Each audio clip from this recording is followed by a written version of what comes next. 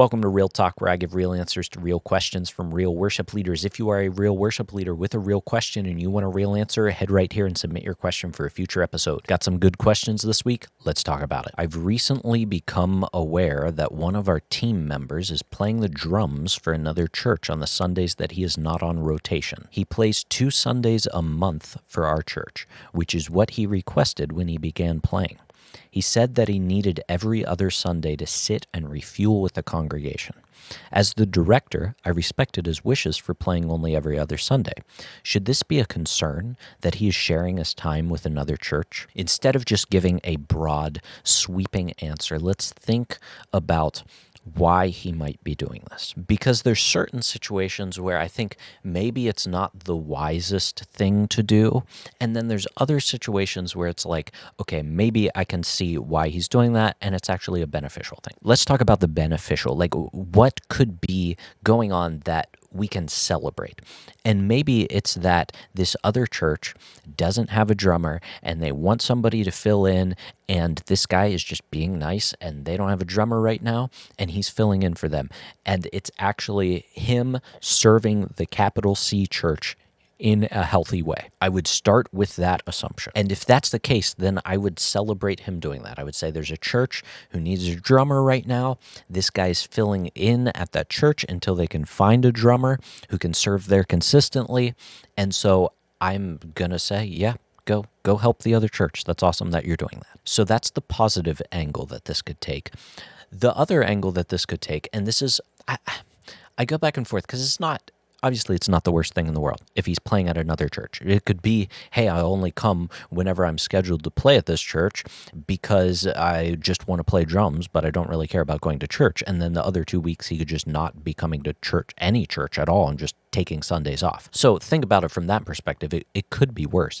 The reason that I think it could be unwise is because I believe that we're supposed to have a group of believers that we meet with regularly, that while we can visit other churches, we can be involved with other churches. There are other churches that I'm involved with. I go to a couple other churches in my area for various events, and it's not like I'm like cheating on my church or something. I just like to be a part of that community of believers as well.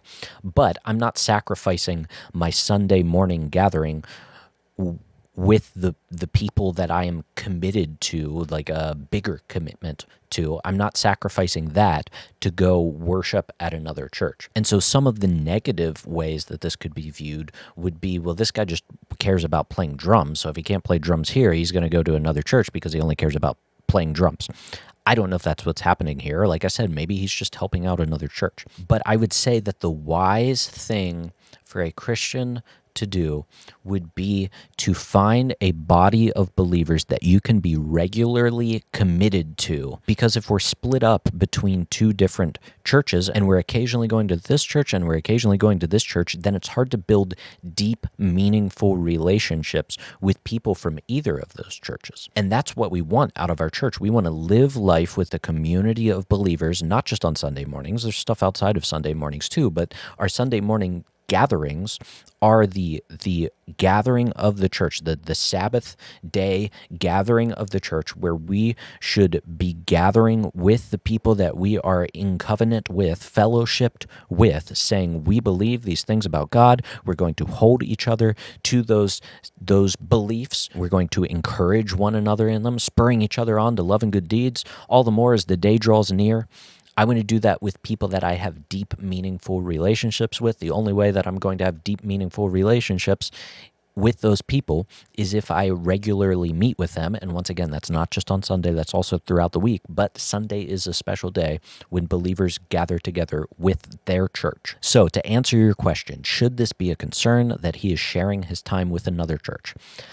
I don't think it's a huge concern, but I would seek clarification on why he's doing it, and maybe just in a pastoral way, guide him through thinking through the implications, depending on the situation. I don't know enough details about the situation, but I think it's wisest for a believer to be connected in a meaningful way to one church. That doesn't mean that we can never hang out with other believers.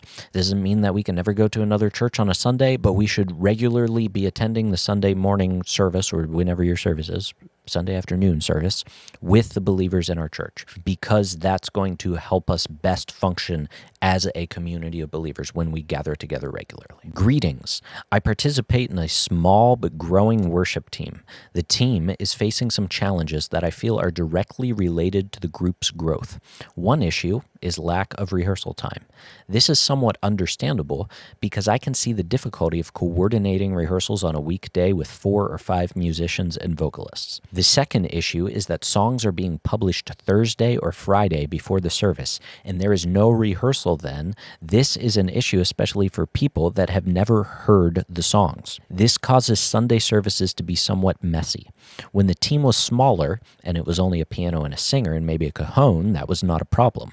But if you add more instruments, then I feel 2 days and a Sunday morning rehearsal is not enough to learn songs. I've tried to talk about these issues with the worship leader, but he's a very busy person, studies full-time, works, and leads worship every Sunday. I love the guy, but he's very inaccessible. Should I maybe write him a text with all these issues and possible solutions? I've already talked to the pastor about it because I see him more and talk to him more than our worship leader. We always say we should all grab a coffee together and talk about it, but unfortunately, the inaccessibility of the worship leader makes it impossible. Thank you, David. It's also important to point out that David said that he is a worship team member, so that's why it's hard when you're a member to make structural changes to the team, and this is a structural change that I agree needs to happen. There are several structural changes. First of all, I think you should be having a rehearsal during the week. But second of all, and more importantly, you should be getting the songs more in advance than what you're getting them. And I think you really hit the nail on the head here, David, when you said when the team was smaller and it was only a piano and a singer and maybe a cajon, that wasn't a problem. But if you add more instruments, then 2 days in a Sunday morning rehearsal is not enough to learn the songs. And that is key. And I've felt that in my worship ministries in the past. There have been times when it's literally just been me leading worship with an acoustic guitar. And on those Sundays, I basically feel like I could just show up on Sunday, maybe run through the songs one time during the week, but I already know the songs, and then I could just lead on Sunday because it's just me. Then you add, let's say you add a keyboard player, which is how I led for a while, and I could basically do the same thing. We still had a midweek rehearsal during the week, but there were some times when we couldn't meet for midweek rehearsals, and it would be like, okay, Patrick knows what he's doing. I know what I'm doing. We've been playing together for 2.5 years now. We can kind of read each other's minds at this point, so we could just show up on a Sunday. But as you said, and I think you're 100% correct, the more people we add, the more complex it becomes to just show up on Sunday mornings and be prepared. There are now not just me playing the songs by myself. It's not just me and one other person playing the songs by ourselves, but there are, 5 or 6 people who need to know. You said there are 4 or 5 musicians and vocalists. So there's at least 5 people on your worship team. Now it's not just 2 people trying to learn how to play together, but it's 5 people, maybe even more than that, trying to play together. And there's a difference between simply learning your part on your own and then learning how to play that part with the other people on your worship team. And that's why I like to have worship rehearsals during the week, or at the very least, we've got to have one on Sunday morning. But even then, you're basically too late at that point, in my mind, to figure out too much. And you've got to know the musicians in your church. If you have a really talented musician, sure, maybe they can show up on Sunday morning. But for most smaller churches, that's not the case. You have normal musicians who need practice time, and not just practice time on their own, but also practice time playing with other people. So I say all of that just to say, yes, I agree with you, David. The song should be sent out earlier, and there should be a rehearsal time. And so how do you address your worship team leader about this? You say, should I just write him a text with all these issues and possible solutions? That's probably not the most effective way to just I don't know.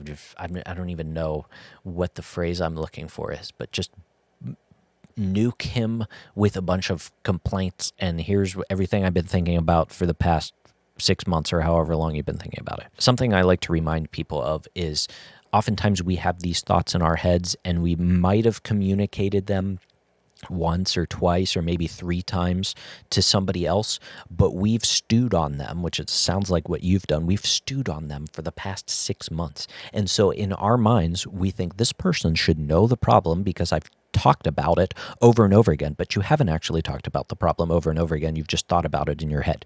And so that's why I just want you to balance out your thoughts with that.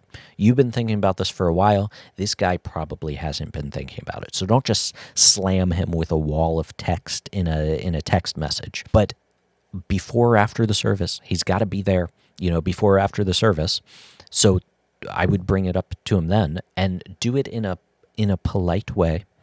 Say, hey, do you think it would be possible? Here are some of the things that I'm thinking about when it comes to the worship ministry, and maybe not even from I think these things need to change, but you can tell them it would be helpful for me to have a rehearsal during the week. I noticed that I struggle. I noticed some of the other worship team members struggle with how to play the songs.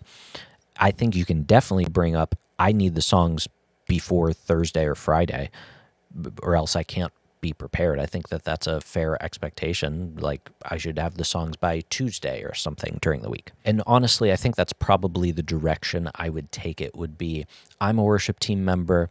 I feel unequipped right now to lead well.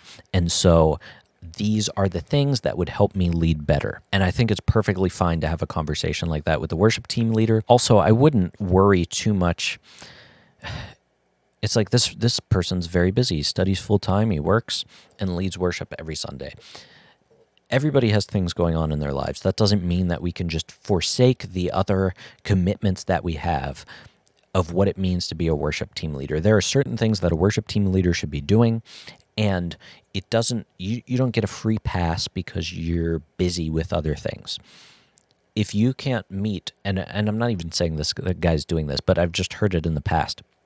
If you can't resource your team properly, then you probably shouldn't be the one leading the worship team, because there's somebody else who can step up and do it. And you don't get a free pass because you're busy. There's still things that you need to get done. Imagine if you were working a job, and you didn't say if this guy was on staff. If he's on staff and being paid by the church, then it's even more appropriate to think these thoughts. If he's just a volunteer, it's still appropriate to think these thoughts. But if he's being paid for it, just imagine if you had a job and you told your boss, you know what, boss, I'm really busy right now. I've got this stuff going on, and it's always going to be that way. I'm not talking about like a one-time event where you're like, I can't show up to work today or something. But I can't fulfill the responsibilities of my job because I have a bunch of other things going on. It's like, well, that's not an excuse. Then you shouldn't be serving in this position. So I hesitate to give worship team leaders a free pass just because they're busy. It's like, well, if you can't resource your team properly and do the things that you need to do, then you shouldn't be leading the worship team. And I don't say that to be mean. I'm just saying that to give you permission, because you seem hesitant when you say, well, he's real busy. He works or studies full time. He works and he leads worship every Sunday. Guess what? Everybody in the world is busy. Nobody's like, hey, I have so much time on my hands right now. Maybe I can actually take care of my worship team. Everybody's busy. I'm busy too, but I still resource my worship team properly. So I'm giving you permission to bring these things up without feeling bad about them. But also be careful how you bring these things up, because you don't want to unintentionally communicate, hey, you're a horrible leader and I don't want to serve on this team anymore. And if you don't change these things, then I'm not going to serve on the team anymore. And one of the other things that would help in both of these questions that I answered is having expectations for your worship team up front. And that's why I put together the worship team code of conduct. I'll link it down in the description below. I call it the worship team toolkit. In that toolkit, you'll get my worship team code of conduct. You also get an application form that new members can fill out when they want to join your worship team. That way you're super upfront with all of the expectations. Here's how I'm going to resource you. Here are the expectations that I have of you logistically. You're at rehearsal and you play on Sunday, or you're not at rehearsal and you don't play on Sunday. Things like that. And also spiritually, here are the spiritual expectations of a worship team member. So I've got that linked for free down in the description below. Other than that, until I see you in the next video, keep leading worship well.